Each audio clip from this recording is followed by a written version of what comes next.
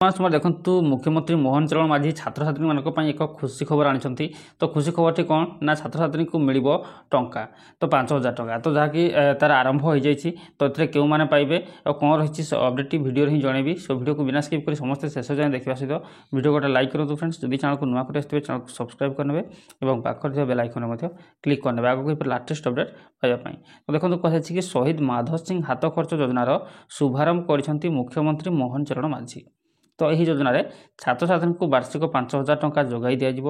तो राज्य में ड्रप आउट समस्या रखापी नुआ योजना हाथ को नहीं राज्य सरकार तो आदिवासी मेलार यही नुआ योजनार शुभारंभ कर मुख्यमंत्री तो ये क्यों मानक मिल टंका ना प्रदर्शनी पड़िया नुआ योजना आरंभ करने सह पिला 5,000 टंका लेखाएं प्रदान कर मुख्यमंत्री तो यही योजन आदिवासी छात्र छात्री को वार्षिक 5,000 टंका लेखाएं प्रदान कर तो सीधा अकाउंट को आसब टंका तो शहीद माधव सिंह हाथ खर्च योजन सीधा सड़क पिला बैंक अकाउंट को यही टंका पठाई दिज्व ए प्राय 3 लाख नवम दशम छात्र छात्री उपकृत हो पारे ओके तो 3 लाख नवम और एकादश छात्र छात्री उपकृत हो पारे कहुई तो योजना व्ययबराद छात्र छात्री को पाठ प्रति